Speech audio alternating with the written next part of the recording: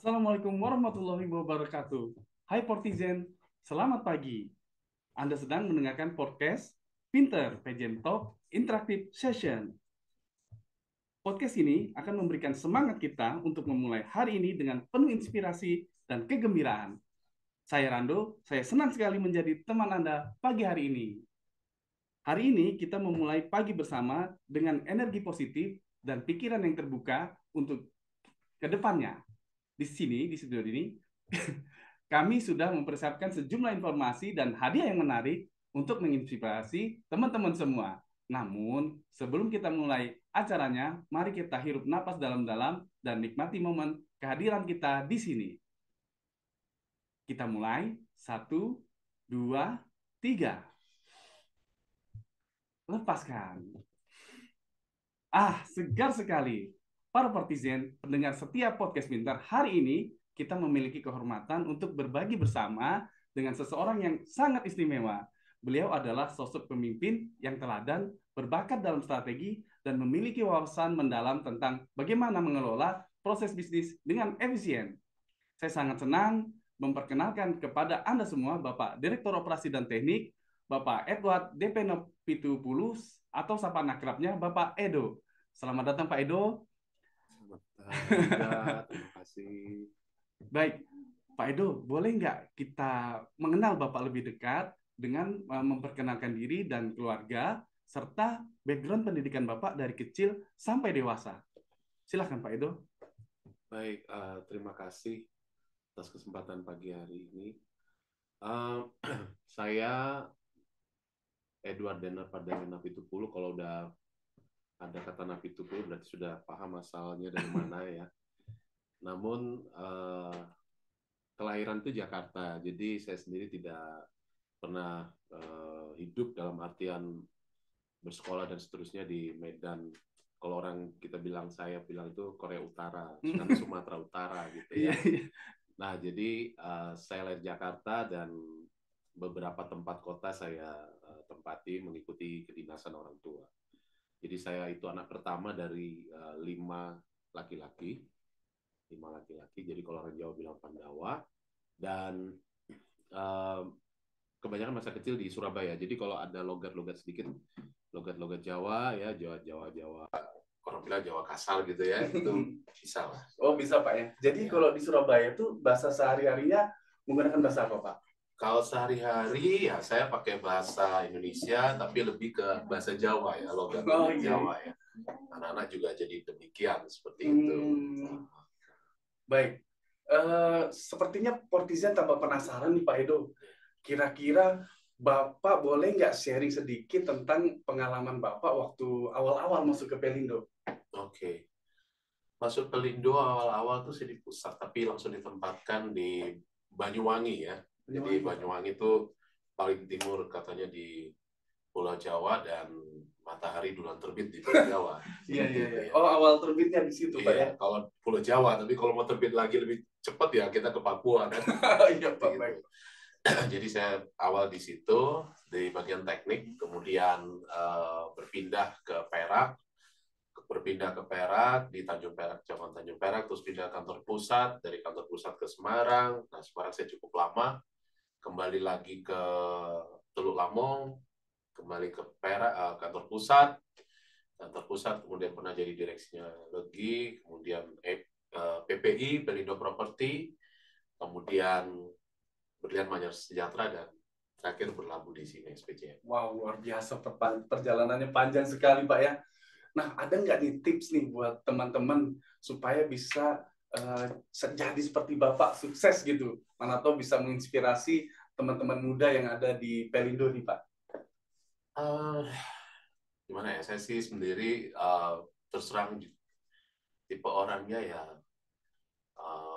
belajar ya, maksudnya belajar itu selama masih kesempatan hidup ya belajar ya, tapi bukan berarti dengan belajar saya lebih tahu, bukan belajar berarti saya lebih pintar, enggak, karena justru saya sadari bahwa saya masih perlu banyak tahu. Jadi kalau mau dibilang tips, karena mungkin saya juga sebentar sedikit agak punya semangat kayak tentara ya, tapi bukan berarti tentara yang orangnya kaku ya, tapi Iya. rasa apa ya, tidak mudah menyerahnya lah, seperti itu ya, tidak mudah menyerahnya itu yang harus saya pegang. Makanya saya suka film-film perang kayak gitu-gitu, saya pelajari strateginya juga, karena emosi di film perang itu juga banyak, dan seterusnya kita bisa pahami mengapa seorang prajurit itu apa namanya, begitu ke medan perang itu kan nggak gampang ya. Mereka kalau sudah keluar dari helikopter, pesawat, itu sudah setor nyawa, sudah seperti itu ya. Taruhannya nyawa, Pak ya. Jadi bagaimanapun juga kalau saya sudah berada di suatu tempat, ya berjuanglah mati-matian supaya bisa hidup gitu loh, perusahaan ini gitu loh. Dan tentunya juga selain mengamankan perusahaan, pasti mengamankan diri sendiri dan keluarga, sehingga ya kita bisa optimalkan apa yang harus bisa dikerjakan. Nah, kalau teman-teman mau bagaimana ya untuk bisa mengambil, silahkan aja sih.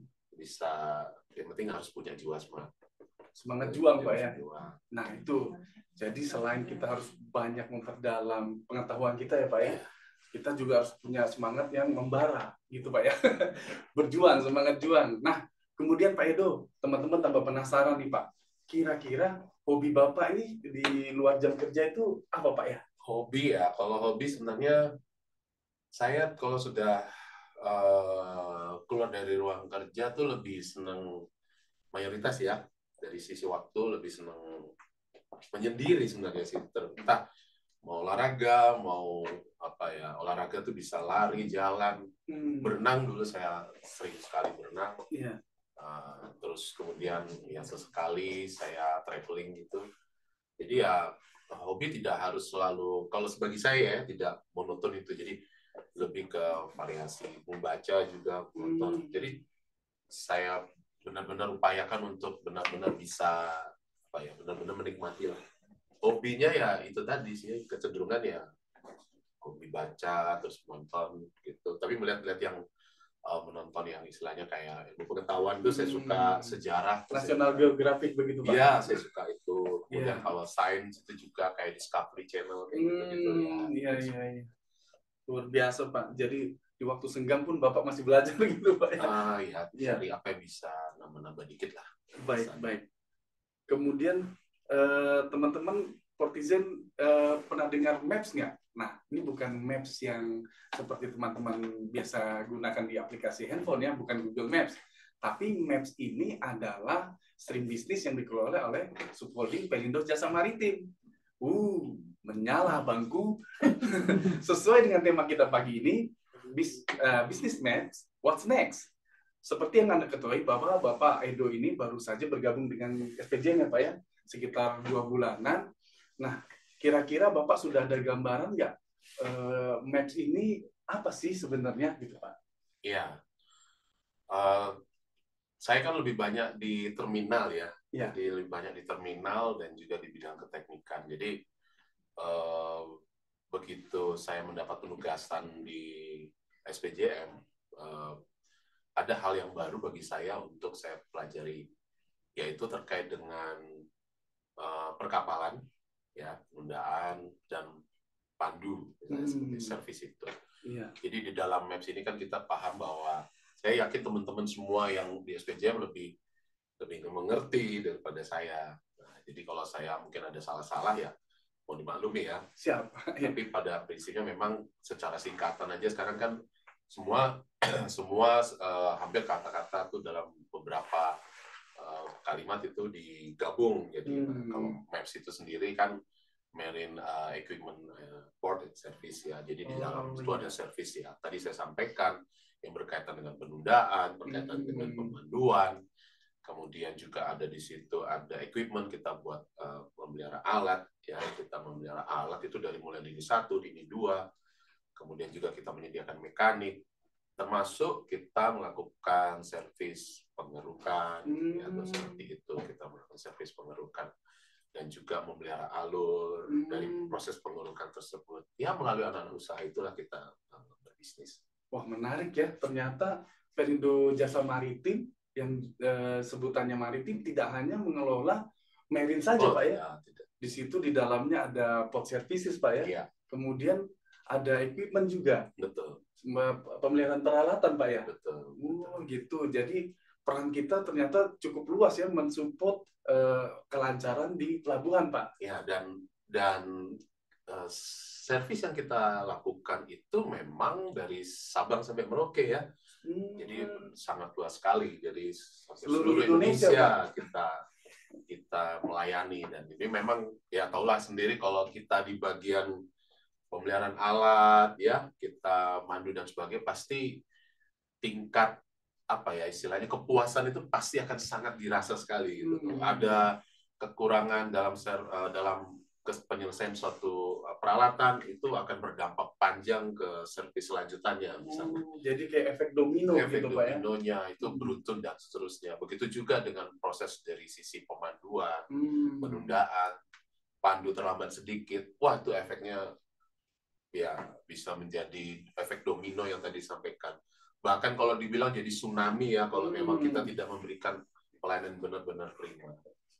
Terkaitan dengan waktu pelayanan mungkin Pak ya? Sangat-sangat. Ya, sangat-sangat ketat dan sangat-sangat. Ketika alat nggak ready gitu Pak, betul, itu menunda penyelesaian bongkar muat seperti itu Pak ya? Tapi yang memang perlu ya dipahami bahwa semua pekerjaan pasti memiliki target ya. Ya, setiap pekerjaan tidak hanya di kita saja, ya tidak hanya di kita saja, tapi juga di bidang yang lainnya. Tapi itu tadi, bagaimana kita bisa mengerjakan sesuai dengan fokus kita di peralatan atau di juga penundaan pemanduan. Tapi kita bisa efisienkan dari semua. Baik Pak, jadi sebenarnya peran SPJM ini luas dan berdampak sangat signifikan terhadap mungkin biaya logistik secara overall gitu Pak ya? Sangat pastikan seperti itu. Kita supporting tapi sangat-sangat vital ya, sangat vital Pak ya. Nah, dengan banyaknya bisnis stream yang kita kelola di SPJM nih Pak, kira-kira langkah-langkah apa nih Pak supaya kita bisa lebih baik nih Pak SPJM ke depannya? Untuk langkah ke depan, tantangannya sebenarnya ini kan baru kita dari berapa ya? Tahun 2021 ya. Berarti 2022, 2023, 3 tahunan ya kurang lebih ya. Dalam 3 tahun ini kan pasti dinamika itu banyak sekali ya. Saya sendiri terkait dengan pemurnian ini kan kita sudah BUMN yang kesekian kalau nggak salah, dulu pupuk, ada semen, terus bidang migas dan pertambangan ya. Tentunya kalau kita menyatukan dulu Pelindo 1, 2, 3, 4 dan sekarang menjadi satu, ini memang tantangan luar biasa. Ya, saya mendengar butuh 3-5 tahun itu baru mereka bisa settle dan seterusnya. Dan kita masih 3 tahun, dan memang tantangan kita supaya tidak harus mencapai 5 tahun. Tapi dalam kondisi apapun kita harus sudah siap di dalam pemurnian dan penyatuan. Jadi kalau mau ke depannya seperti apa ya dalam segala kondisi yang kita miliki sekarang, kemudian kita optimalkan, kita persiapkan juga ke depan seperti apa. Dan itu harus setiap pihak, tidak hanya seorang pemimpin ya atau leaders yang ada di SPJM, itu harus bisa mampu lihat ke depan. Saya lebih mendorong teman-teman yang semua lini lah itu bisa mampu melihat ke depan. Paling tidak melihat dirinya sendiri dulu lah. Dia mengapa ada di SPJM dan dia harus berbuat apa. Baik saat ini nanti kemudian ke depan. Begitu Pak ya. Secara strategis kita hanya bisa memberikan dasar fondasi, tapi implementasi penerapan itu bisa harus bersama-sama. Jadi di SPJM kan selaku Supholding memiliki beberapa anak perusahaan seperti itu Pak ya. Anak perusahaan inilah yang mengeksekusinya seperti itu Pak ya. Betul. Kita memberikan arahan, kita memberikan ya kalau mereka sudah bagian dari penugasan untuk melakukan tugas-tugas yang diselesaikan sesuai bidangnya. Jadi sebelumnya kita terpecah menjadi Pelindo 1, 2, 3, 4 berdasarkan lokasi, sekarang menjadi satu semua, dibedakannya berdasarkan stream bisnisnya seperti itu Pak ya. Dan itu memang dituangkan ya. Kalau kita bilang ada buku putih, terus kita bicara lagi dari buku putih ada semacam inisiatif strategis ya. Itu dituangkan semua di dalam situ. Memang kita punya banyak sekali inisiatif strategis. Mengapa ya? Karena kalau saya boleh katakan bahwa ya Supholding SPJM ini, kita yang ada di sini boleh dibilang berbangga ya. Berbangga dalam artian stream bisnisnya tuh banyak sekali. Boleh dibilang banyak, dan inilah yang menjadi tulang punggung kita bisa terus berkreasi melalui SPJM ya. Walaupun juga tidak mengecilkan Supholding, tapi mereka akan memiliki porsi tersendiri. Ya, kita pun karena ada di SPJM ini bagaimana mengembangkan bisnis yang ada di SPJM melalui inisiatif strategi. Tentunya berharap melalui inisiatif strategi dibuat ini kan kita ingin ada apa yang mau dikejar, efisiensi. Value creation-nya apa sih? Value creation-nya apa sih? Ah, itu kita punya target lah. Luar biasa. Jadi banyak perubahan di lini bisnis Streammax tadi. Ada yang disebut dengan pemurnian bisnis, tadi Bapak sempat singgung. Sebenarnya apa sih Pak pemurnian bisnis itu? Oke, ya, kalau dikatakan kita bilang pemurnian bisnis itu kan, pemurnian itu kan waktu 1, 2, 3, 4 itu kan memiliki banyak anak usaha dan cucu, bahkan sampai cicit ya. Nah, karena banyaknya begitu disatukan di sisi induk, tentunya bisnis-bisnis ini ada yang sama. Mungkin juga ada irisan. Nah, atau mungkin juga kita coba untuk bagaimana ini nanti bukan cuma digabung dan dihilangkan, tapi bagaimana ini bisa dikolaborasikan supaya menjadi sesuatu kekuatan yang lebih unggul ya ke depan. Jadi ya pemurnian itu ya dimurnikan supaya tidak terlalu gemuk, tapi kita benar-benar rampingkan sesuai, jadi bisa lebih fokus dalam dia melakukan bisnis. Oh iya betul Pak. Jadi kalau lebih fokus, kita bisa memberikan pelayanan yang lebih profesional. Harapannya seperti itu Pak ya. Dan tidak tumpang tindih. Nah kadang-kadang kan kalau anggaplah 1, 2, 3, 4 ini aja dulu disatukan aja kan punya target sendiri-sendiri.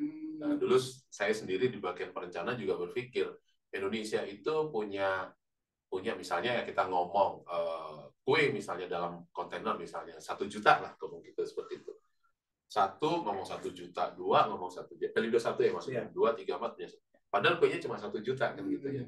Nah ini 1 juta yang mana ya nih kan? Nah oleh karena itu ayo kita samakan, disatukan.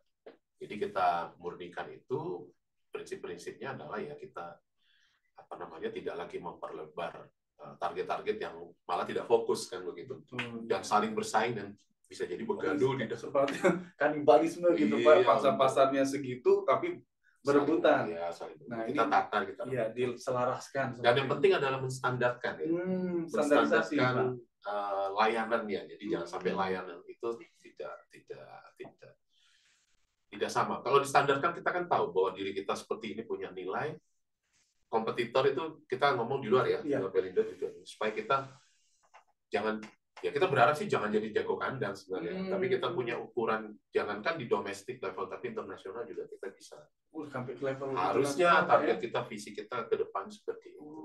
Dan ini nanti tugasnya Pak Rando nanti masa depan Pak Rando, ibu-ibu yang ada di belakang itu ya, anak-anak muda yang meneruskan.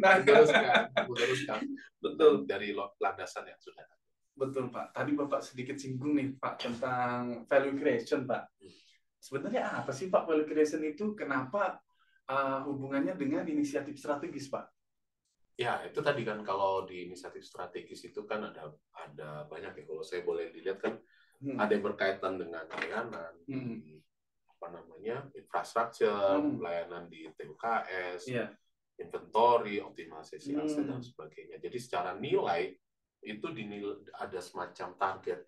Mengapa kita melakukan suatu standar? Tentunya pasti ada target yang dicapai. Dulunya berapa nilai gitu ya? Kalau kita bilang kuantitatif ya, dengan kalau standar itu kan di kualitatifnya ya. Betul. Ya, standar itu di kualitatif, tapi di kuantitatifnya kita bicara berapa yang bisa kita capai dengan standar tersebut.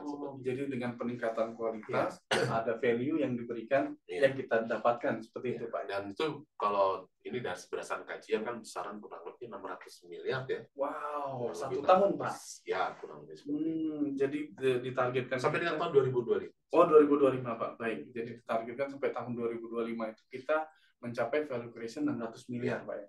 Luar biasa. Nah, salah satu IS yang saya sering dengar itu Pak terkait marine service, dia mengejar service excellence. Bagaimana sih Pak kita supaya bisa pelayanan kita itu service excellence begitu Pak? Untuk di marine ya? Iya, di marine Pak. Oke.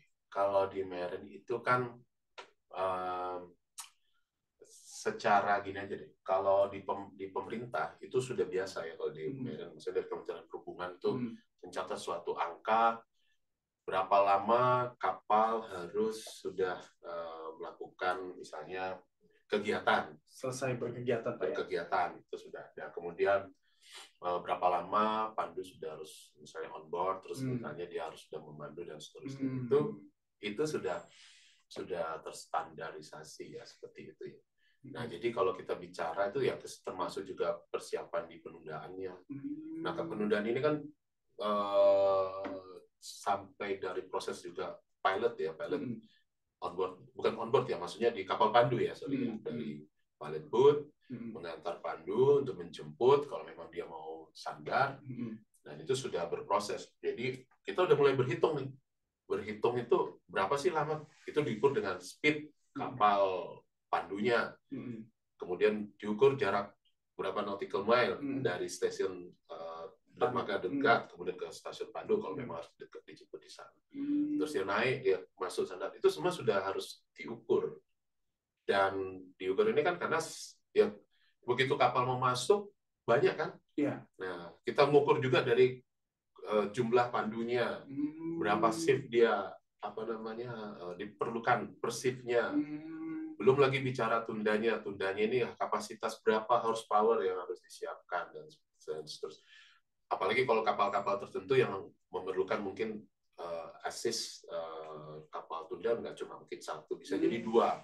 Bahkan kalau kapal-kapal yang sampai 300 meter bisa jadi 3 dan bisa lebih dari 2, Pak. Ya, bahkan lebih dari 2 karena dia butuh pengawalan escort ya. Karena sifatnya kayak LNG kapal-kapal sampai 300 meteran seperti itu. Baik, Pak. Jadi bagaimana kita di SPJM ini selalu standby siap gitu untuk melayani, Pak ya.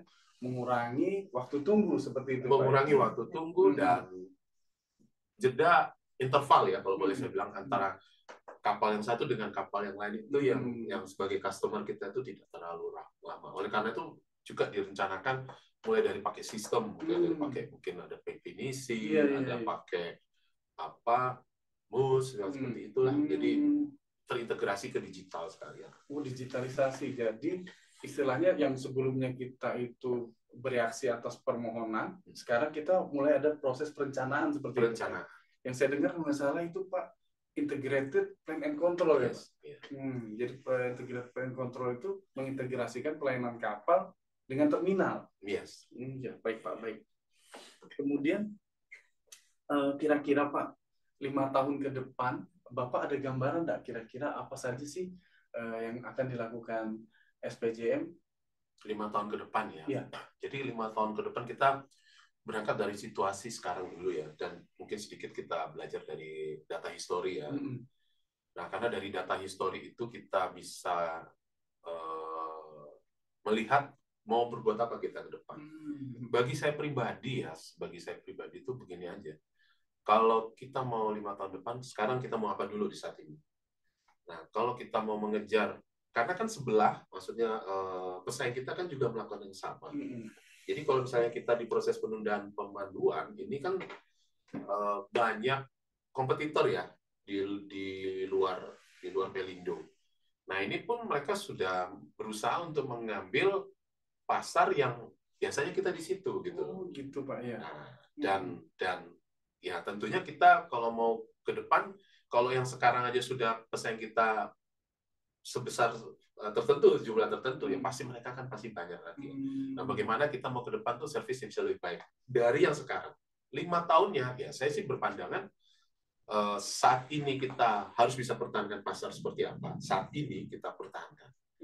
Kemudian ke depan, kalau kita tidak berbuat sesuatu, sekarang tapi ya, sekarang dulu nih, kita nggak mau berbuat sesuatu. Ke depan kita bisa loss apa, kehilangan apa. Ya. Jadi mempertahankan pangsa pasar. Mempertahankan dulu. Kalau kita tidak berbuat sesuatu itu kita bisa kehilangan berapa? Ya. Karena ada pesaing juga kan. Dan kemudian kita berupaya untuk mencari pasar-pasar baru. Ya, Pak. 3 itu aja sih kalau bagi saya pribadi ya. 3 itu aja bagi saya pribadi yang kita harus susun dalam 5 tahun ke depan. Karena ya semakin berkembang bisnis ini dan dilihat dari pihak kompetitor yang lain juga yang mau hidup pasti dia pingin juga dong. Jadi 5 tahun ya itu aja kita siapin dulu. Dan itu setiap daerah, wilayah karakternya beda-beda. Beda-beda, Pak ya. Beda-beda. Dan itu mungkin treatmentnya beda-beda. Tapi makanya tadi dari 3 yang poin yang saya sampaikan tadi, bagi saya tinggal kita menerjemahkan masing-masing mau berbuat apa. Dan kalau memang ada yang bisa kita rebut hari ini, ya kita rebut. Kita lakukan. Baik. Tadi sempat Bapak singgung terkait pengerukan ya Pak ya? Ya.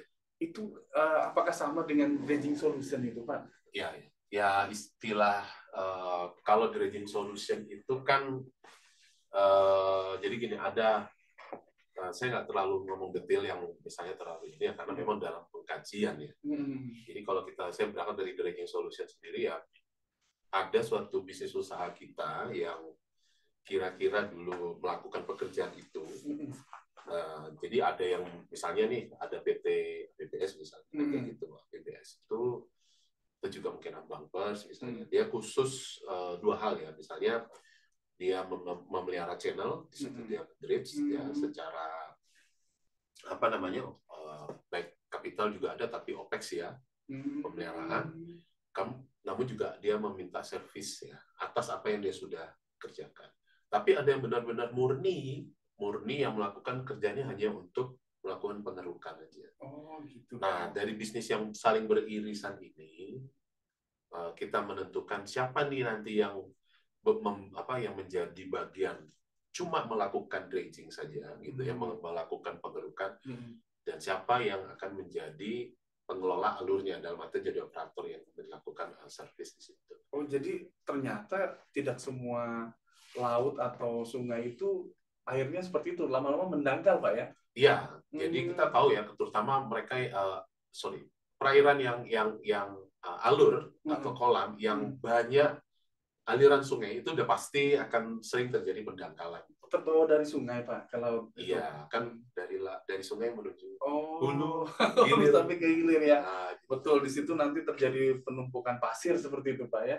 Tidak hanya pasir, lumpur ya, juga mungkin. Lumpur mungkin kita botol kita buang atau apapun iya, banyak sekali. Iya. Tapi memang endapan lumpur, endapan pasir ya, karena bisa jadi kan dari gunung itu kan ada apa ya, unsur abu, pasir dari gunung, terus baik Pak, iya. terbawa semua. Nah, kemudian selain tadi Pak, ada saya pernah dengar juga terkait docking Pak. Docking itu apa sih Pak sebenarnya? Iya, kalau kita bicara docking, seperti kalau wanita apa ya sukanya? Make up Pak, make up. Nah, kalau dia sudah make up, dia pasti akan perawatan kan? Dia suka perawatan. Kalau make up saja tidak. Masih kalah saing mereka di. Kalau dia perawatan saja mungkin ada yang kurang lah ya. Jadi untuk apa? Sekarang kan sebenarnya glowing kayak gitu lah. Tapi maksud di sini adalah docking itu gimana kapal itu kan kita punya sekian banyak kapal tunda ya, kapal pandu, termasuk kapal dredging kita, kapal kru itu yang perlu perbaiki, kemudian terus perlu dipelihara, dijaga umur pemakaiannya. Jadi istilahnya mungkin dia cuma 25 tahun sampai 30 tahun, dia bisa lebih panjang untuk operasi. Jadi tidak hanya manusia ya, ternyata peralatan juga perlu dirawat. Jadi untuk memastikan dia selalu ready tadi Pak ya. Oh, di docking itu rupanya prosesnya Pak ya. Nah, jadi performance dari alat itu sudah boleh dibilang sesuai dengan dia punya standar yang dibuat dulu, direncanakan. Oh, dia punya kecepatan sekian knot, dijaga biar tetap sekian knot. Nah, cuma permasalahannya kan namanya manusia juga ya, kalau sudah timbul banyak kerutan di mana-mana, ya kan. Kadang-kadang kita mikir-mikir dulu lah, gitu loh. Apakah tetap dipertahankan dockingnya ini kan? Kalau memang sudah umur sekian ya. Karena kan itu ada fatigue terhadap atau kelelahan dari sisi material ya. Ada titiknya memang harus di maintenance berat lah istilahnya. Belum lagi soal kemajuan teknologi ya. Belum lagi soal teknologi juga. Tapi bukan berarti ini kita harus operasi plastik. Kadang didempul-dempul aja sudah jalan lagi gitu kan. Cewek juga gitu Pak. Biasanya ada jerawat di sini ditempel pakai plaster gitu kan. Sudah jalan lagi dia. Sama kayak kapal tunda, habis diplaster jalan lagi dia Pak. Nah kemudian ini Pak yang menarik lagi nih, kita berbicara tentang green pot Pak. Nah green pot di sini ada nggak kira-kira peran SPJM dalam bisnis Stream Maps ini yang bisa mendukung green pot itu tadi Pak? Kalau green pot ini ya saya boleh dibilang saya cukup familiar dengan green pot ya, karena Kalau boleh, saya nggak tahu apa ada teman-teman Teluk Lamong di sini ada.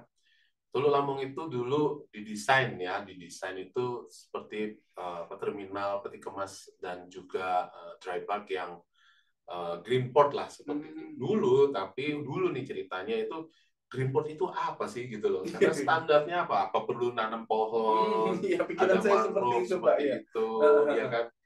Seperti itu karena ukurannya waktu itu sih belum. Tapi saya dengar sekarang udah mulai terukur gitu loh. Karena semua orang mengklaim bahwa terminalnya green gitu kan. Dan tapi jadi dicat hijau udah green gitu Pak. Itu jangan-jangan dia tanam pohon plastik juga sudah juga gitu ya kan. Tapi pada prinsipnya gini, bagaimana kita bisa mengurangi sumber polutan seperti itu yang ada di terminal kita, mengelola juga limbah di tempat kita supaya tidak menjadi limbah yang istilahnya tidak ramah lingkungan.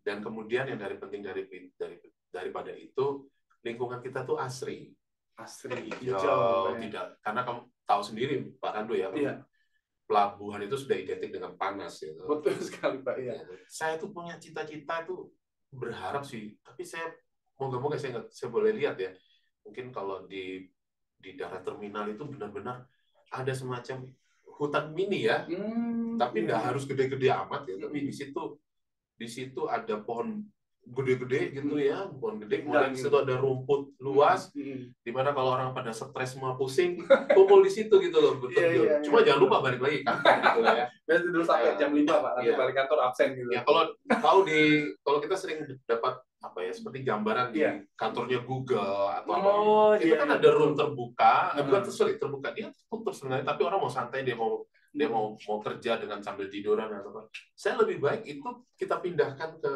luar gitu kan, tapi pada jam tertentu yang efektif ya.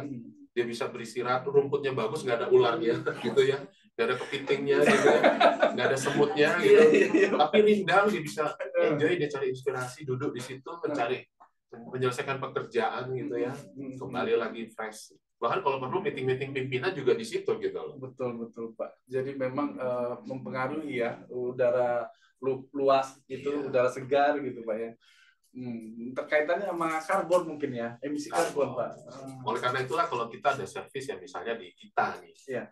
Nah, dulu kan di Terminal Teluk Lamong itu juga terkenal dengan semi automation. Jadi sudah pakai energizer listrik, operatornya tidak lagi banyak di lapangan, ada di control room. Jadi alat itu tidak hanya menggunakan bahan bakar solar, tapi bisa juga menggunakan listrik, Pak. Betul. Jadi kan hanya untuk menjaga supaya tidak terjadi emisi buang yang tinggi. Dan juga ada anak usaha kita kan ya bergerak di dalam penyediaan listrik dari darat ke kapal, karena kapal kan berarti pakai auxiliary engine ya, mesin bantu, kemudian juga mungkin juga ada suplai air bersih, seperti itu. Banyak Pak ya stream bisnis kita Pak ya. Ya banyak dan tantangannya besar supaya itu bisa laku.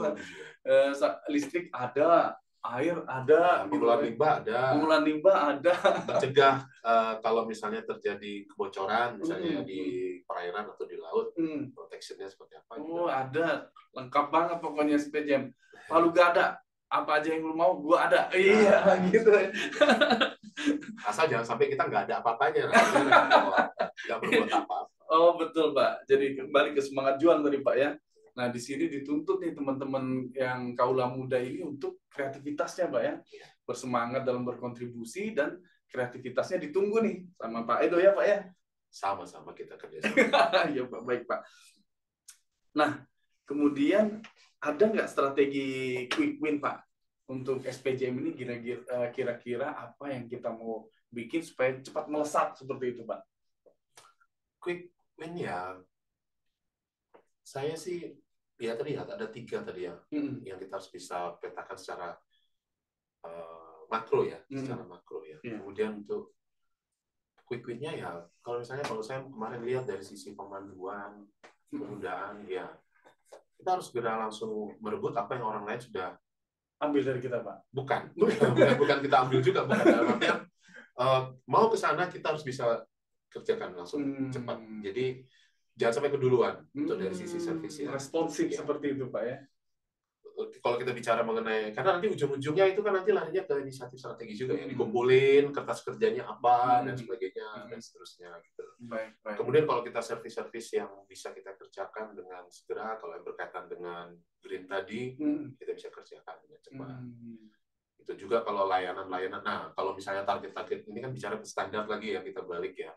Requiem itu juga bagaimana sih kita punya standar yang sama. Kalau memang sudah terdefinisi, ayo segera dilakukan. Oh, berarti awal-awal tuh kita tetapkan dulu program kerja untuk standarisasi seperti itu, Pak ya? Iya, kita siapkan itu semua. Kemudian kita eksekusi seperti itu, Pak ya? Tanpa menunggu. Tanpa menunggu. Ya. Berarti eksekusi itu penting juga, Pak ya? Sangat.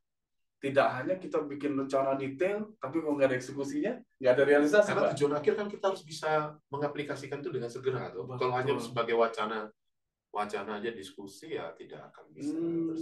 Namun kalau saya pribadi itu berprinsip bahwa memberi ruang kepada rekan-rekan untuk mengerjakan dulu. Kita memberikan semacam garis besar itu dan mereka akan terjemahkan dengan kreasi mereka. Yeah. Dan saya cenderung untuk memberi ruang kepada teman-teman untuk melakukan itu untuk target tertentu dan untuk pencapaian waktu tertentu. Jadi harus istilahnya ada due date, Pak ya. Kasihan kan teman-teman udah kerja gitu ya, ternyata ini bukan hasil kerja. Kalau misalnya dia bisa melakukan sesuatu, ada dong kebanggaan ya untuk melakukan eksekusi dan juga ada kebanggaan bahwa saya sudah melakukan karya tertentu di mana tempat saya berada, dan itu memang harus kita sampaikan dengan elegan ya.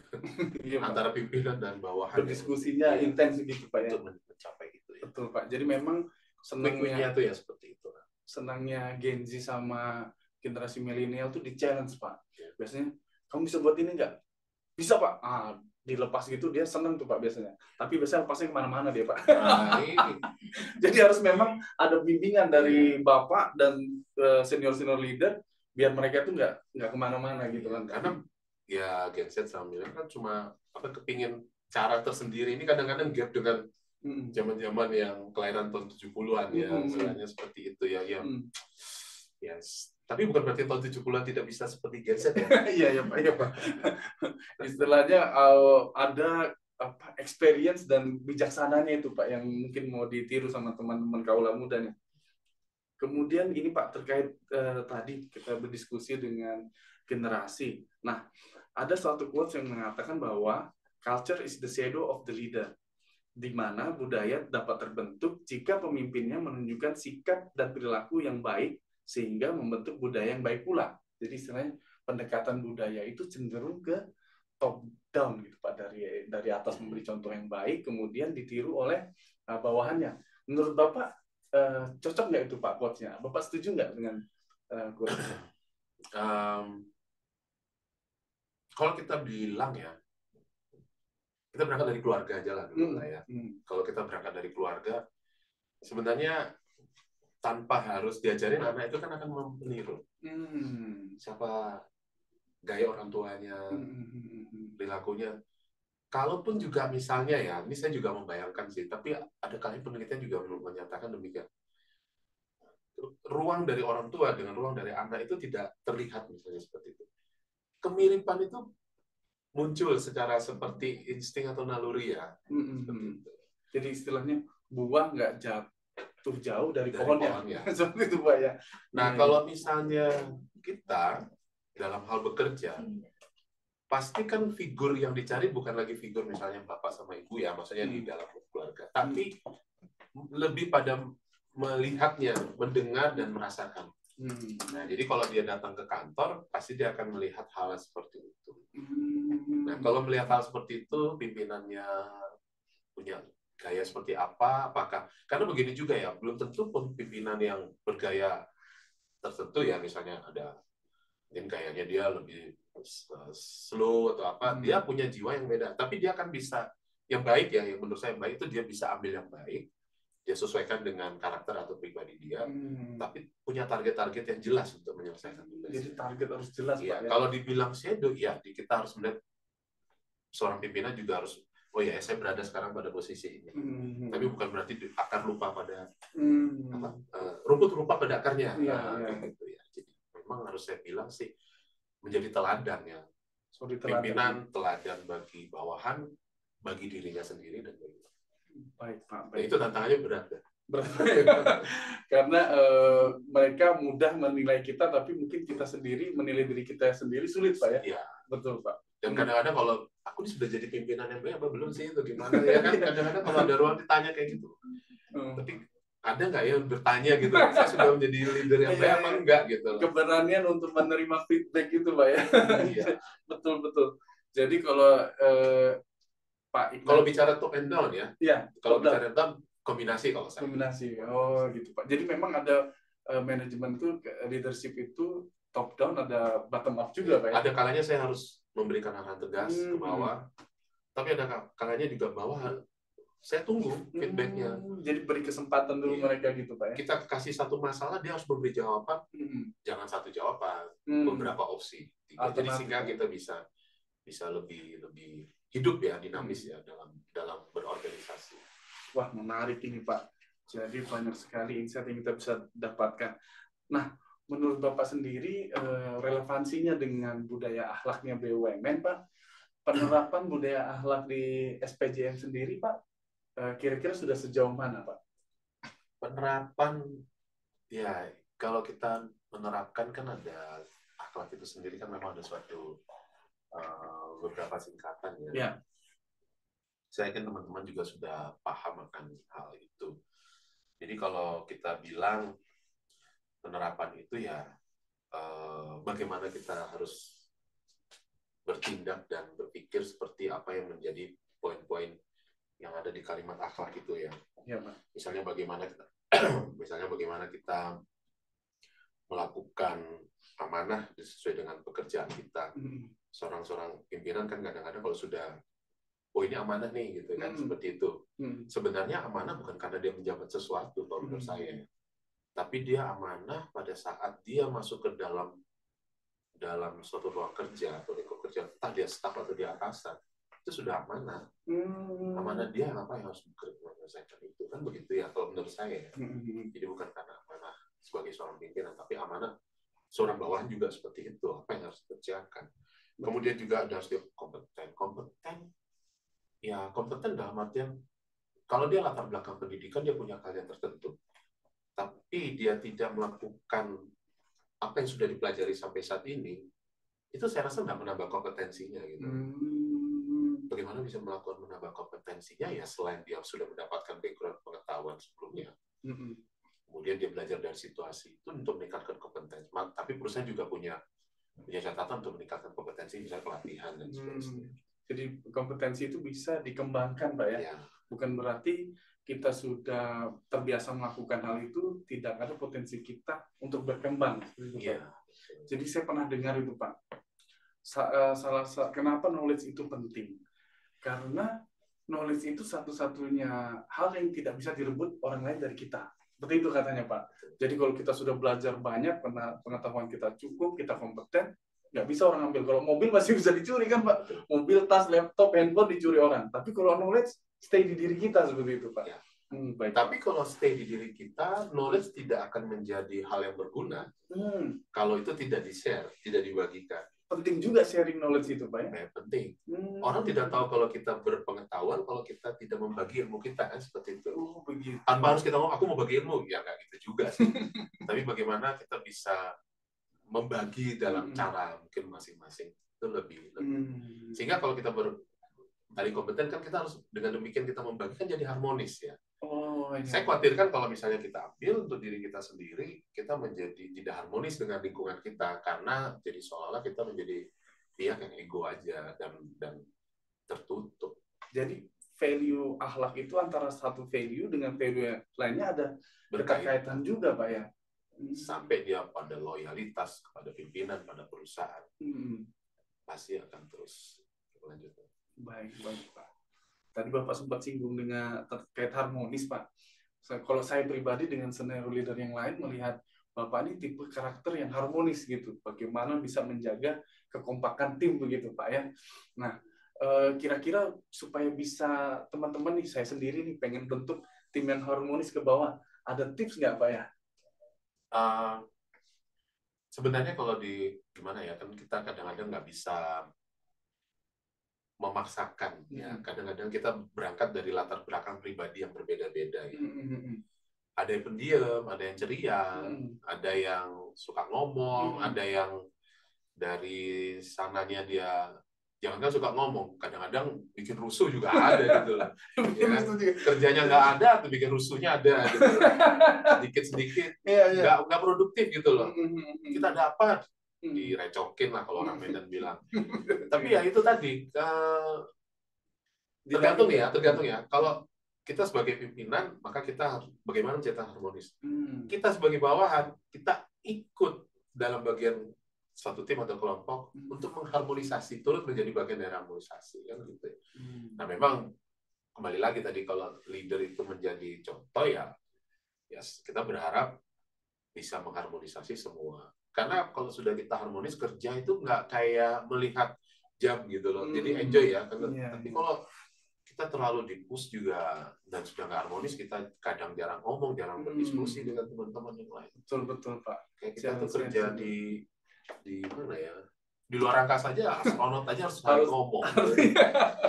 Iya, memang karena manusia itu sebenarnya makhluk sosial seperti itu kan. Memang kita bertemu dengan manusia lain, berdiskusi, bertukar pendapat seperti itu. Nah, terkadang kan ketika kita di kantor nih Pak ya, seperti Bapak sampaikan, tidak semuanya punya karakter yang sama. Kadang terjadi konflik seperti itu. Bapak ada pengalaman nggak yang kita bisa share? Gimana sih kita bisa mengelola konflik di tim kita, at least di tim kecil kita, seumpama nih ada satu pernah sewot-sewotan sama yang satu nih. Nih gimana nih, apa kita diemin aja atau gimana itu Pak? Supaya menjaga keharmonisan tim kita gitu Pak. Iya, konflik menurut saya perlu juga sih. Konflik perlu juga Pak. Tapi bukan berarti konflik yang membawa perpecahan. Konflik yang tidak membawa hasil. Bawa hasil, ya hasilnya apa? Perpecahan ya. Itu bukan hasil namanya. Iya, tapi Pak. bagaimana kita membawa hasil yang sudah menjadi target. Ya, konflik itu bagian dari dinamika. Pandangan-pandangan yang kita tampung. Cuma ya itu tadi. Saya memahami kalau ada rasa kekecewaan, ide saya atau apa saya itu tidak diambil dan sebagainya, atau bahkan saya tidak mendapatkan porsi dan seterusnya, itu wajar timbul ada konflik ya seperti itu. Apalagi yang sifat dari pribadinya berangkat itu istilahnya udah karakternya itu pengen duluan gitu loh. Wah, saya harus tampil begini. Entah juga kenapa kalau ada pribadi begitu juga sih Anda bisa nyalain juga, tapi ada juga minder ke belakang gitu. Minder terus mundur tapi nggak tampil nggak repot juga. Tambah tenggelam Pak. Iya. Saya udah saya tarik aja, ayo ngomong gitu ya. Ayo ngobrol. Jadi kadang-kadang jadi leader harus berani menarik tim gitu Pak ya. Beri kesempatan gitu Pak ya. Apa kalau memang, tapi jangan takut konflik itu, niatnya itu jangan bawa ini harus pecah gitu, jangan.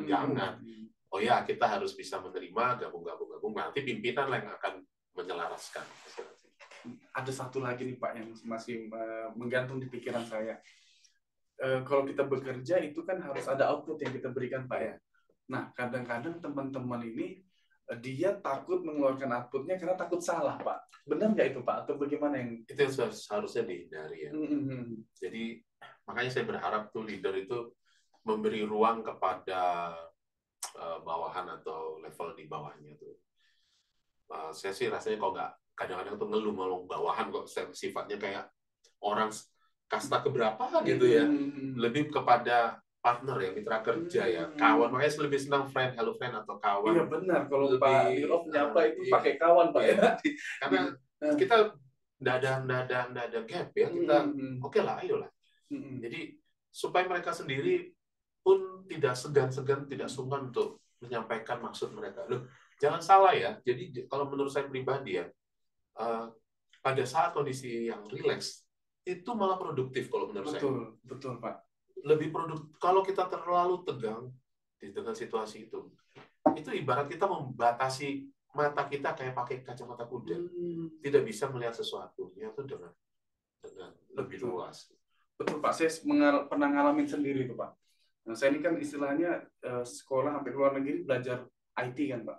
Nah, pas itu belajar, pas di pressure, buka Excel saya bingung Pak. Nah, itu nunjukin bahwa kalau kita tertekan itu Pak, kondisi tertekan, jangankan berpikir mencari solusi, buka Excel aja bingung. Ini saya pengalaman sedikit, bukan curhat ya teman-teman ya. Jadi memang suasana rileks itu membuat kita lebih kreatif seperti itu. Baik. Wah, ini teman-teman sudah banyak yang resen ini Pak. Sudah banyak yang resen, kemudian waktu sudah mulai mepet. Boleh nggak dibantu nih kira-kira teman-teman yang resen siapa aja nih? Kebetulan tim budaya sudah mempersiapkan hadiah yang menarik buat teman-teman yang mau bertanya. Ini ada banyak yang resen ini. Yang mana nih? Yang mana? Dwi, kira-kira bisa kita ini? Bisa on cam nggak ya teman-teman ya? Pak Wahyu? Pak Wahyu? Baik, Pak Randu. Siap, Pak Ya, Wahyu Pak. boleh on Ya. cam Pak, biar kita bisa lihat. Profesional Pak, mungkin nanti sinyal putus-putus Pak. Oh Ya. siap. Ada yang mau dipertanyakan Pak Wahyu? Oke, baik. Terima kasih Pak Randu. Selamat pagi, Direktur Operasi dan Teknik, Pak Edo yang terhormat. Halo Pak Wahyu, Pak Agung. Pak, sesuai tema yang diangkat oleh Mas Randu ini adalah membangun SPJM ke depan lebih baik ya. Nah, ini kalau kita SPJM difokuskan selain pandu itu adalah mengelola kapal, dalam hal ini adalah SPPP, berarti kita tidak bisa lepas dari isu lingkungan, Pak Direktur. Isu lingkungan, baik lingkungan perairan maupun udara. Nah, seperti kita ketahui, kapal itu menghasilkan jelaga yang itu berdampak kepada polusi udara. Nah, kemudian kapal juga menghasilkan sampah yang itu bisa mengotori laut. Nah, yang ingin saya tanyakan, adakah strategi ke depan, Pak, minimal untuk mengeliminir isu-isu tersebut terkait dengan keberadaan kapal-kapal kita? Apakah ada semacam mimpi mungkin suatu saat kita punya kapal berbahan tenaga listrik fully gitu, Pak ya? Namun tidak kecil juga tantangannya karena nanti menyangkut speed dan endurance-nya. Dan terkait dengan sampah ini eh, sepertinya memang belum terlalu optimal, Pak ya. Kita mengalokasikan sampah kapal itu supaya tidak sampai memberikan polusi kepada laut. Saya pikir itu, Pak. Terima kasih, Pak Direktur. Mas Randu, saya kembalikan. Baik, terima kasih Pak Wahyu. Wah, pertanyaannya menarik nih Pak. Terkait ini sarana bantu kapal tunda kita dan kapal pilot, ini terkait pengelolaan sampahnya ini, kira-kira rencana ke depan ada nggak yang lebih ramah lingkungan seperti itu Pak ya? Kira-kira bisa ditanggapi Pak? Ya. Halo Pak Wahyu Agung, nah ini senior saya ini. Jadi, saya pernah bareng sama beliau, jadi istilahnya pernah bersama-sama dan bekerja sama dan berkolaborasi. Jadi kalau kita ngomong bahan bakar dulu ya, kita ngomong bahan bakar. Jadi sebenarnya kalau bahan bakar ini kan sekarang lebih didominasi kan pakai mesin diesel ya.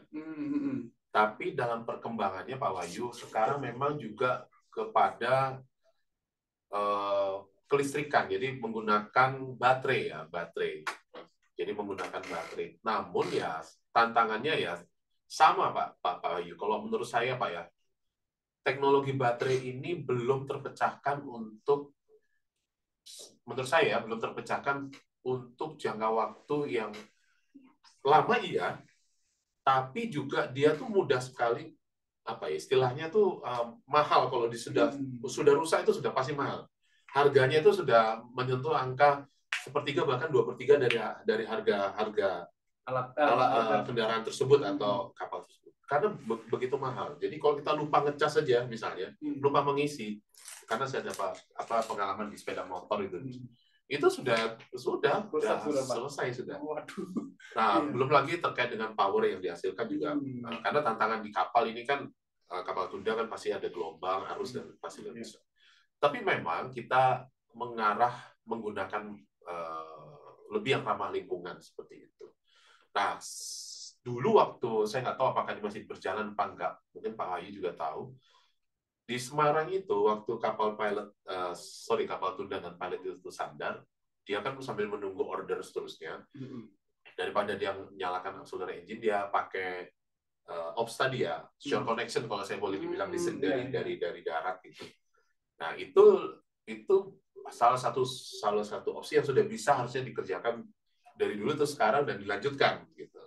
Jadi salah satu upaya kita adalah mengurangi karbon ketika kapal tidak beraktivitas dan standar di dermaga seperti itu, Pak ya. Jadi yang sebelumnya pakai mesin bantu untuk kelistrikannya, dia menggunakan shore connection gitu, Pak. Iya. Dan ya kalau kapal-kapal kargo makin besar itu kan banyak ya sekarang, mungkin sekarang ada teknologi dia bahkan tuh ada yang pakai panel surya, ada juga yang hidrogen, berbahan bakar gas untuk kapal kargo ya. Nah, cuma bagi pengusaha atau beberapa pihak shipping itu masih melihat bahwa ini berat untuk apa ya istilahnya untuk menggunakan itu juga ya, karena mereka menilai masih lebih menurut ya lebih nyaman, lebih common kalau menggunakan pakai berbahan diesel atau diesel tadi solar ya kayak gitu ya.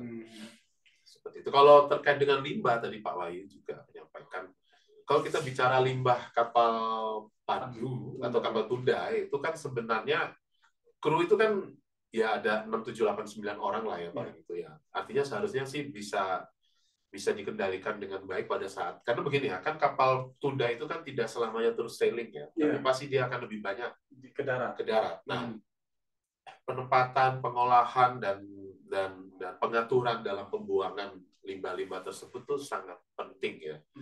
Nah, cuma memang pemikiran saya itu begini, apakah katanya nih informasinya begini ya, kalau kita memakai plastik sendiri tidak ramah lingkungan, ya seperti itu ya. Tapi kan sekarang ada material pengganti plastik yang lebih ramah lingkungan ya, mudah didaur lah seperti itu. Didaur ulang bisa digunakan kembali Pak ya. Dan memang itu seharusnya ya dihitung aja setiap kapal tunda kita kalau setelah beroperasi apapun interval 4 jam atau interval 6 jam atau mungkin 8 jam untuk dia kembali sudah bisa sudah bisa dikeluarkan dari kapal seperti itu. Kalau limbah-limbah maaf ya Pak ya, dari toilet ya istilahnya, kalau memang itu bisa didaur di dalam ya jangan sampai dibuang ke laut, itu pencemaran sekali. Iya pelanggaran itu Pak ya. Pelanggaran ya. Jadi mungkin teman-teman yang bekerja di atas kapal tunda, kapal pandu, mohon perhatiannya untuk supaya membuang sampah pada tempatnya seperti itu Pak ya. Nah, mungkin dikumpulkan dulu, nanti ketika sandar baru dibuang pada tempatnya seperti itu Pak ya. Istilahnya kan waste management ya. Iya. Waste management. Jadi kebetulan kalau waste itu kemarin sempat saya pelajari, ada kategori yang limbah domestik Pak. Kemudian ada juga limbah B3. Iya.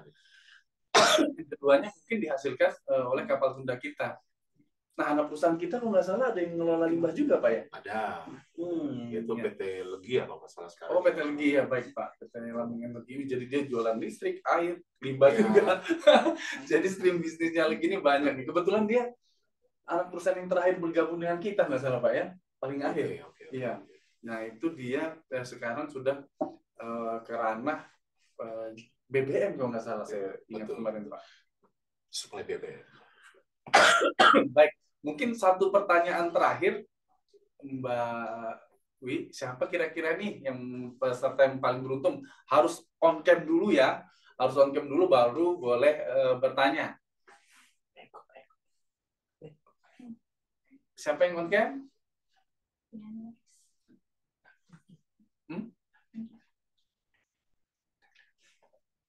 Oh, Pak Muhammad Junaidi, Bapak Muhammad Junaidi Saputra, kami persilakan Pak Muhammad Junaidi. Baik Pak, terima kasih banyak atas kesempatannya. Sebelumnya mohon izin perkenalkan, nama saya Muhammad Junaidi Saputra Jafar. Saya magang Magenta, ditempatkan di divisi operasi kapal. Mohon izin Pak bertanya, dari semua yang telah dijelaskan, memang tantangan ke depannya juga berat, tapi bukan hal yang tidak mungkin untuk bisa melesat. Yang mau saya tanyakan, menurut Bapak lebih utama mana Pak? Fokusnya ke pengembangan bisnis atau pengembangan SDM? Dan alasannya seperti apa Pak? Terima kasih, Pak. Terima kasih Pak Junaidi. Pengembangan bisnis atau pengembangan SDM ya. Jadi kalau pengembangan bisnis itu kalau tidak dilengkapi oleh SDM yang kompeten, ya bisnisnya nggak jalan. Begitu ya. Iya. Jadi kalau mau bisnisnya jalan, di semua lini SDM-nya juga harus siap. Seperti itu. Nah, tinggal bagaimana kita bisa melihat bahwa SDM yang handal, yang kompeten tadi, yang punya keahlian itu benar-benar mampu dikolaborasikan menjadi kekuatan yang unggul gitu untuk bisa menjalankan bisnis ke depan. Jadi kalau kita menjalankan bisnis ke depan, ya SDM-nya dulu siap. SDM-nya siap nggak gini ya? Jadi harus disiapin Ya, dulu tapi SDM. bukan berarti SDM disekolahin pada sekolah semua ya. Kalau zamannya sekolah ya sudah selesai semua sekolah kan gitu ya. Nggak ada yang kerja, Pak. Nggak ada yang kerja. Tapi kalau SDM yang sudah kumpul dalam satu organisasi, dia kan akan membawa kompetensinya dari berbagai macam latar belakangnya. Sehingga dia harusnya dikolaborasi sehingga dia mampu menjalankan bisnis saat ini dan ke depannya untuk dikembangkan seperti apa. Jadi intinya organisasi itu di sumber daya manusianya, Pak ya. Sumber daya manusia. Istilahnya mereka yang menjalankan ini strategi. Jadi mungkin organisasi menyusun strategi, susun rencana, eksekusinya tetap di SDM-nya. Sehingga kompetensi SDM-nya ini akan sangat berpengaruh. Jadi harus sejalan, Pak ya, antara pengembangan organisasi dengan pengembangan SDM seperti itu, Pak.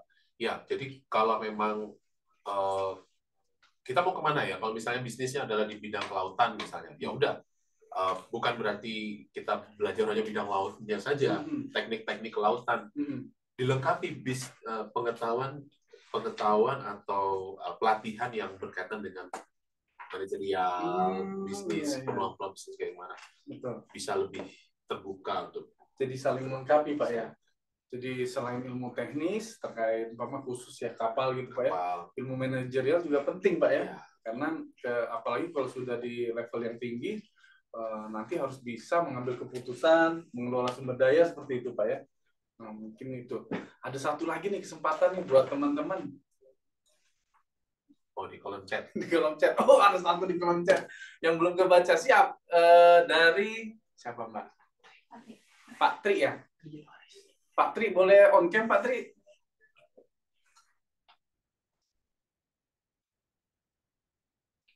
Pak Tri Yanuaris?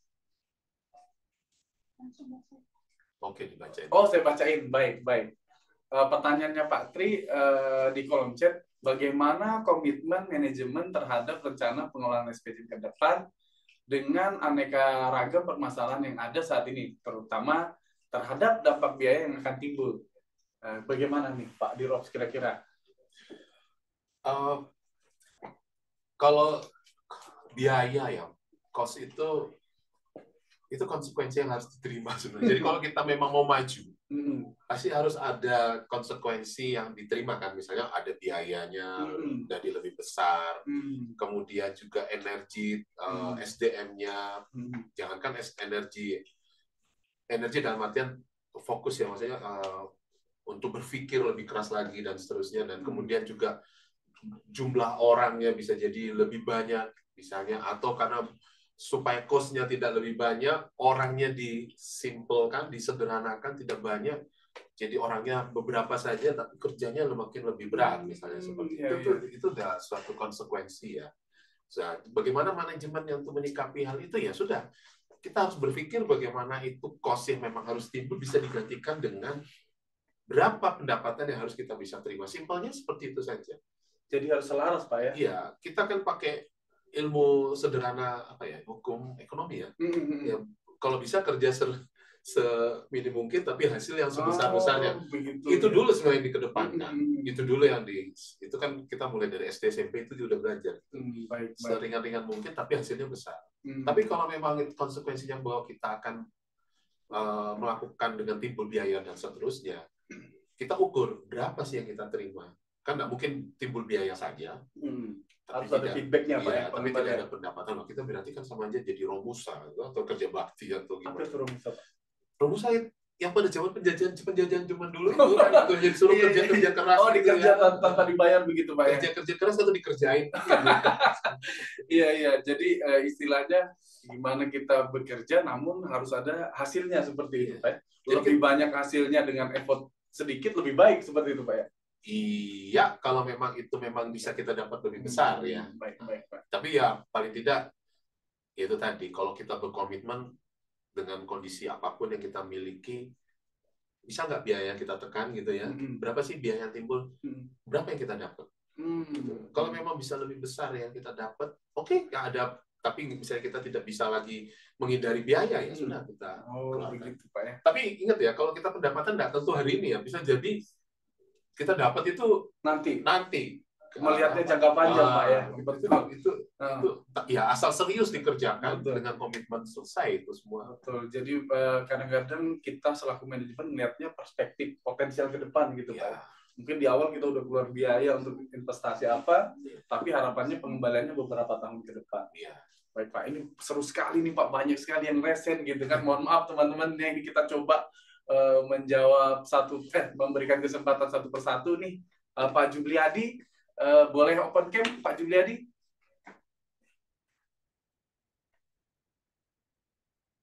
Cek.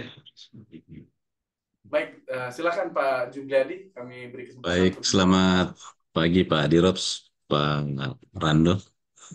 Pagi, Pak. Pertanyaan kami adalah bahwa kita pahami bersama di tengah persaingan yang cukup kompetitif, khususnya di bidang jasa pelayanan kapal ini, Pak. Dengan terbitnya atau munculnya banyak BUP, karena mungkin akhir-akhir ini diketahui bahwa bisnis pelayanan kapal ini cukup memberikan gain ya yang cukup bagus bagi pengusahanya. Sehingga tentunya dengan ini banyak BUP yang muncul. Dan rupanya setelah kita cek-cek juga bahwa pemilik BUP itu adalah ya orang-orang yang juga memiliki latar belakang yang cukup memiliki kemampuan bukan hanya finansial tetapi juga hal-hal yang bersifat teknis dan administrasi. Kira-kira bagaimana strategi kita Pak dalam rangka menghadapi kompetitor yang semakin banyak bermunculan dalam bisnis pelayanan kapal ini? Saya kira itu Pak Dirops, mungkin mohon pencerahan bagi kita semua. Terima kasih Pak.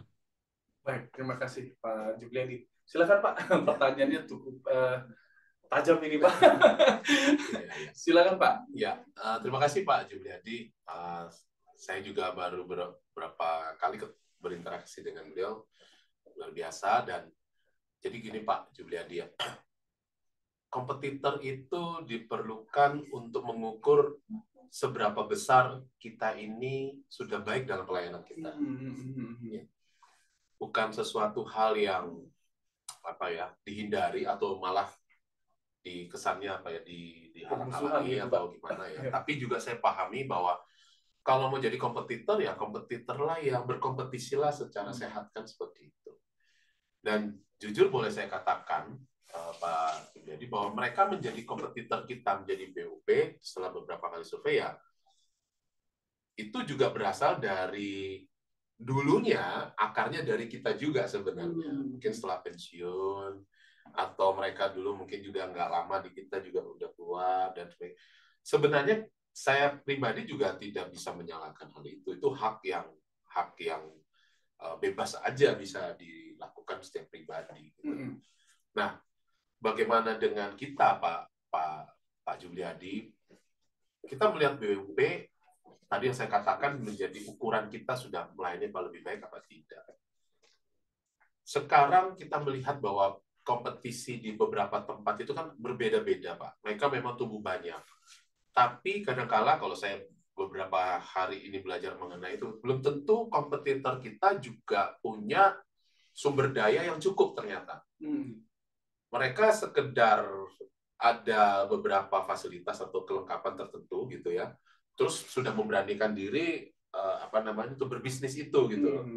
Mengapa pasti berbisnis itu? Karena mereka sudah melihat ini mendatangkan hasil. Jadi mereka berusaha bahwa saya nggak perlu banyak investasi apapun, gitu ya. Yang penting saya mencoba dulu dari investasi dari bisnis ini saya akan menambah investasi saya. Itu pasti kalau bisnis di luar umumnya di luar tuh seperti itu ya. Kalau bisa modal sedikit ya. Tapi tadi kan disampaikan juga Pak Juliadi bilang ada pemodal besar juga gitu loh ya, pemodal besar juga. Nah, cuma kan kita harus petakan Pak Juliadi. Ada yang sebenarnya awalnya hanya melayani kapal ini, Tunda ini juga melayani kargo mereka sendiri sebenarnya.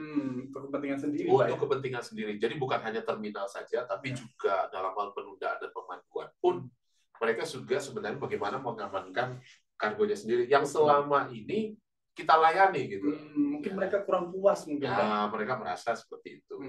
Ya kita tidak usah menyebut merek ya, tapi ya pasti mereka kan berpikir itu.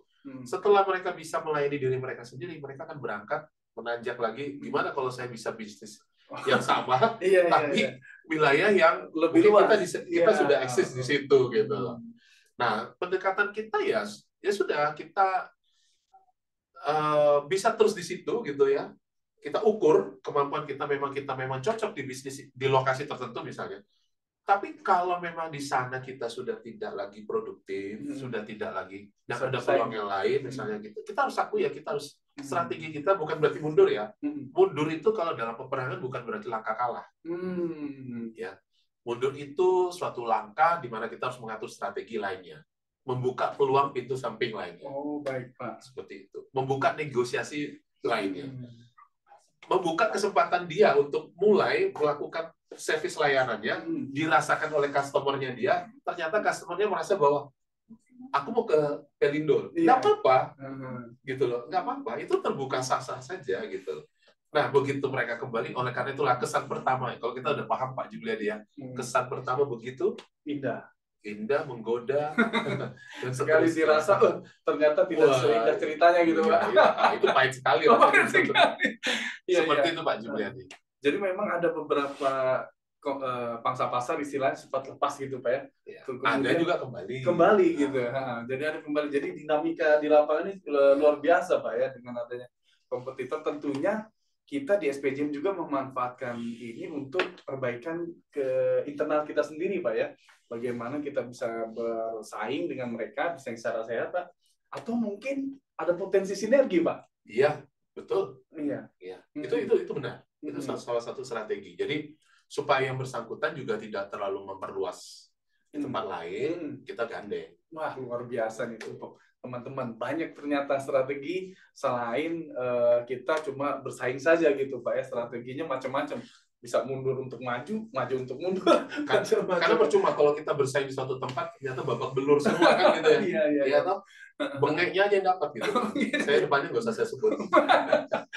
Baik Pak. Ini Pak banyak banget nih Pak pertanyaan mengantri nih Pak. Boleh saya kasih kesempatan lagi nih Pak, satu nih Pak. Ada Pak Ardi Saputro. Pak Ardi Saputro boleh open cam dulu Pak Ardi Saputro. Open cam biar tahu posisinya di mana. Nanti tempat ngopi, Pak.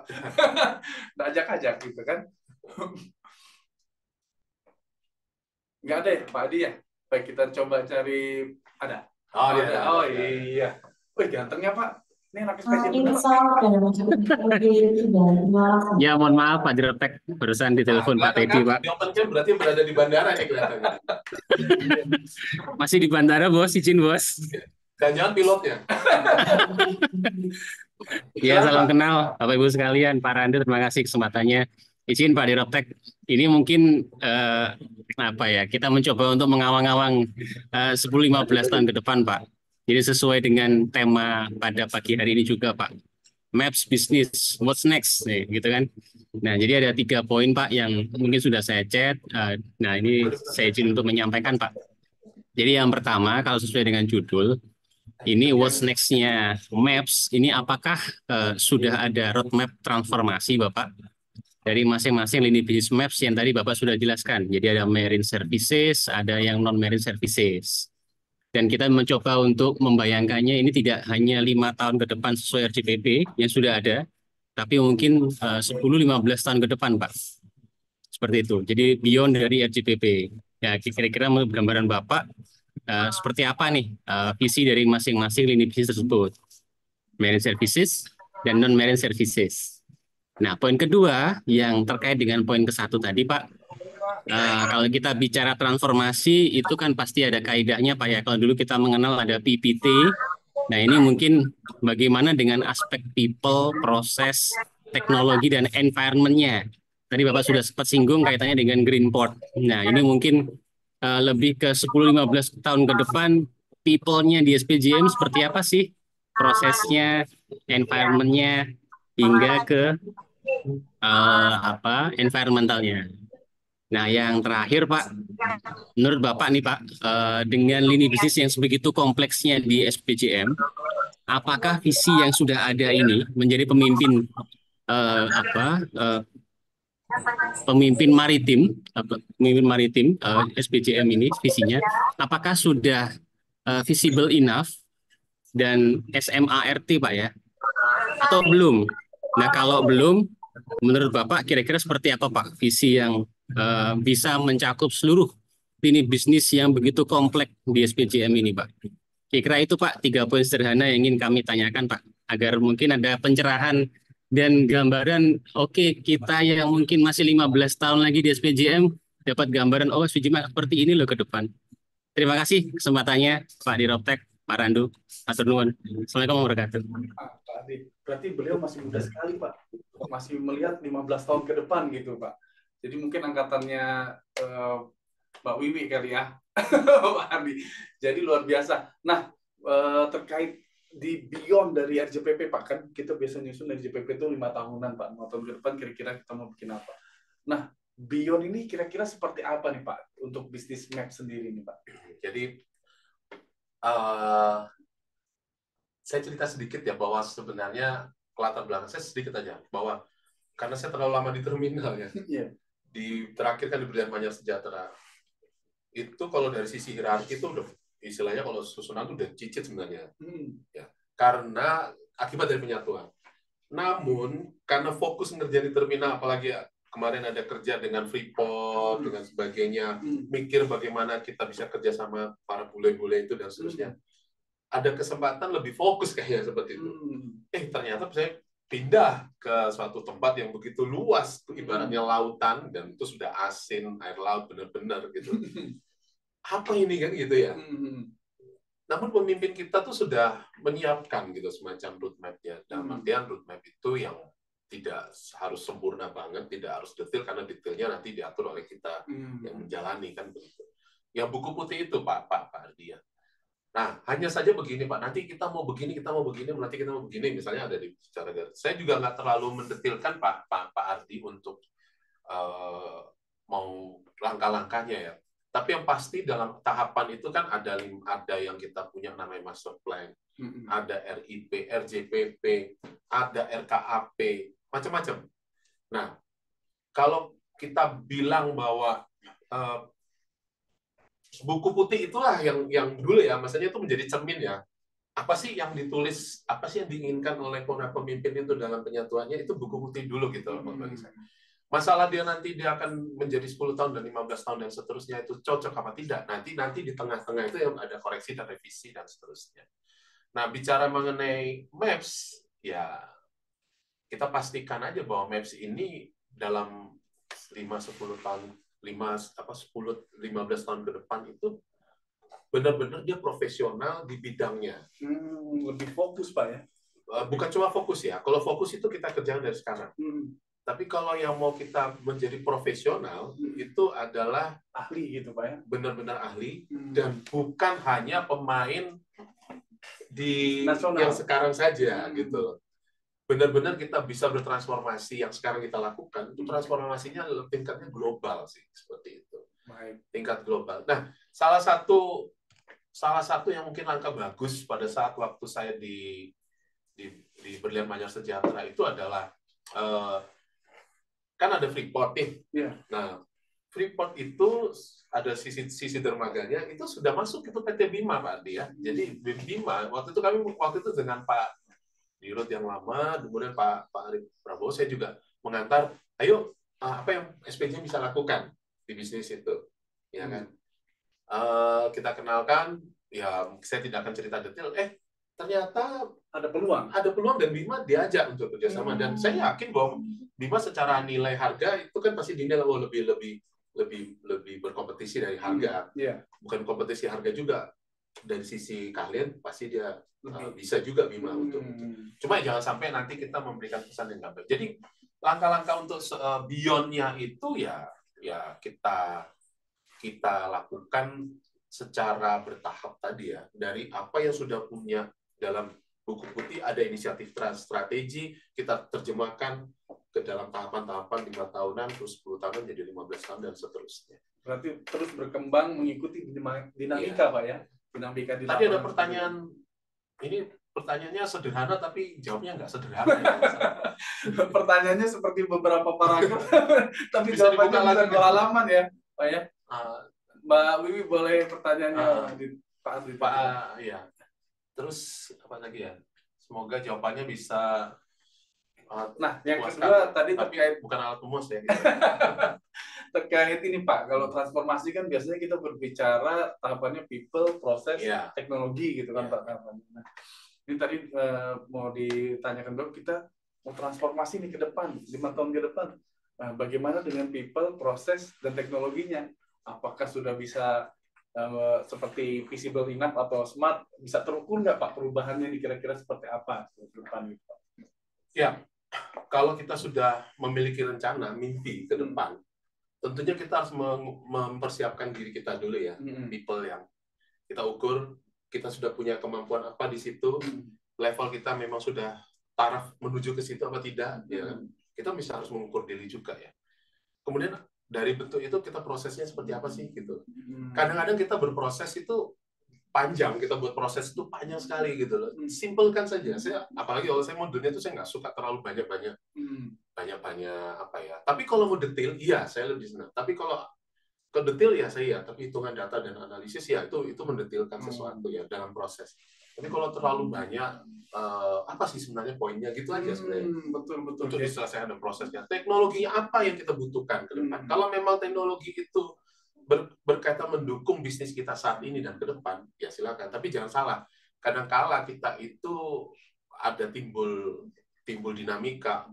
Ini belum waktunya teknologi ini. Betul. Misalnya seperti belum tepat ya sekarang. Oke, kapan tepatnya? Betul Pak. Kapan tepatnya gitu. Itu menjadi timing. Momentum Pak ya. Iya. Momentumnya itu belum tepat itu. Baik. Jadi kita nggak teknologi udah canggih di luar, langsung kita mau adaptasi belum tentu juga Pak ya. Teknologi kita nggak siap secara SDM ngapain juga. Betul. Begitu teknologi datang kita nggak tahu berbuat apa dengan teknologi itu juga untuk apa. Betul. Kadang-kadang kita mendatangkan sesuatu hanya sekedar kesan sesaat aja. Tapi karena canggih kita ngeliatnya, canggih nih kita harus tiru gitu iya, kan. kesan sesaat tapi tidak ada gunanya juga. Sekalinya nggak siap kita gitu. Jadi harus jalan memang Pak ya, people, proses, dan teknologi tadi. Dan smart akhirnya kita. Awalnya kita pengen smart, pengen melesat, tapi gara-gara kita belum siap, momentumnya nggak dapet, nah jadi akhirnya nggak pas. Makanya perlu strategi yang tepat guna, istilahnya gitu Pak ya. Sesuai dengan kebutuhan. Kalau memang teknologi itu memberikan dampak kemudahan dan lebih efisien, kenapa enggak? Iya. Baik. Ada lagi pertanyaan? Banyak banget kalau dibilang ada lagi. Ada lagi mungkin dari eksternal ya? Ada nggak ya? Maksudnya dari SPJM Group atau apa gitu yang ini di luar SPJM ada nggak Mbak Wiwi? Ada. Oh ada Mas Hari Eko. Ini teman saya nih Pak Eko. Boleh open cam Pak Eko? Teman saya juga Pak. Oh iya, kemarin ketemu Pak ya. Pak Eko, silakan Pak Eko, penguasa Sungai Mahakam.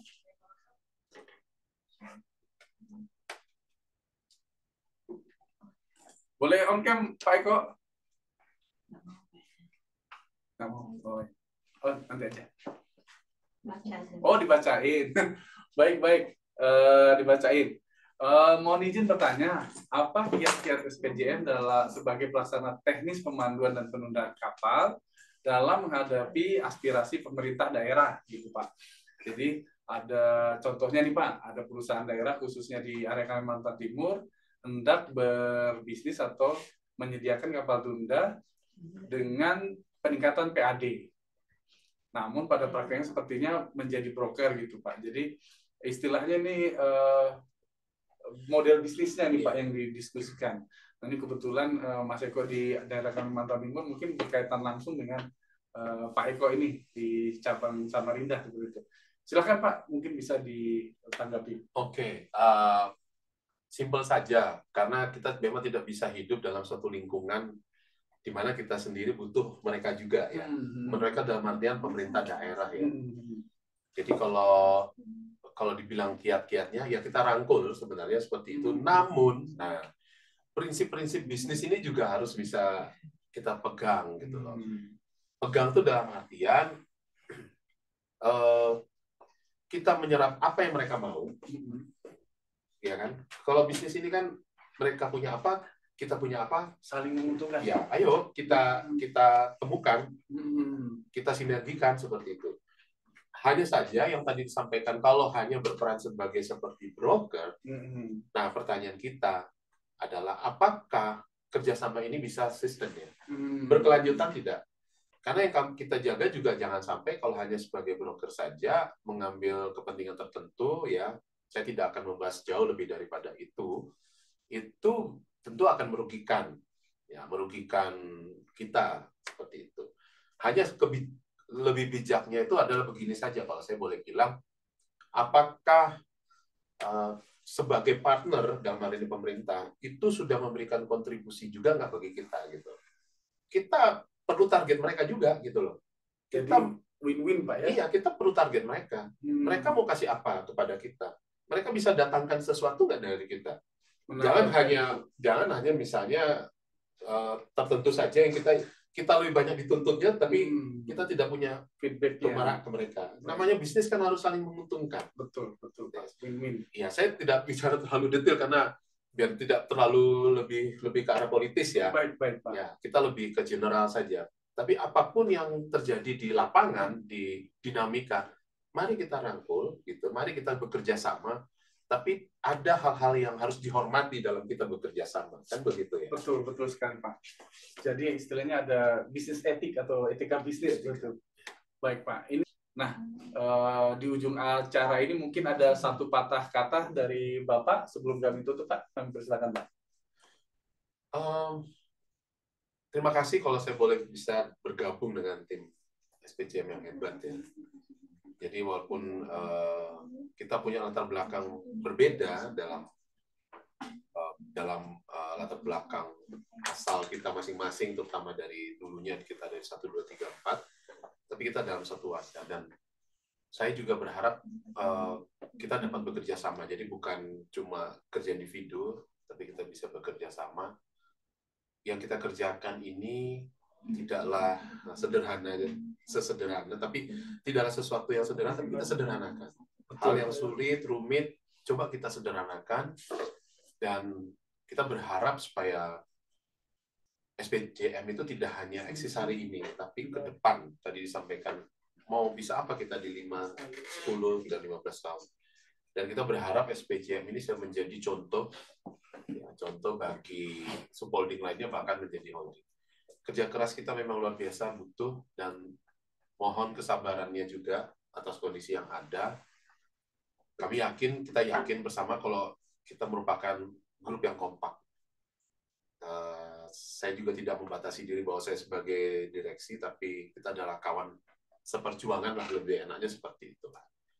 Dan kawan seperjuangan itu kan tidak hanya di kantor, tapi juga dimanapun kita bertemu Pak ya. Nah, jadi teman-teman kalau ketemu Pak Edo di jalan, boleh menyapa Pak ya? Dengan senang hati. Boleh Cuma menyapa. terus terang saya minta maaf, saya ada kelemahan di mengingat nama. Kalau kadang-kadang seperti itu. Bukan gak ingat nama, tapi kadang-kadang biasa Pak, ini siapa ya? Kalau kita supaya ingatan kita kuat itu dipinjemin duit Pak. Ya, jadi biasa kalau duit kita dipinjam, kita ingat terus itu Pak, nih yang kemarin yang pinjam. Saya lebih ingat nilainya yang saya pinjam. Duit yang saya pinjam berapa ya? Namanya saya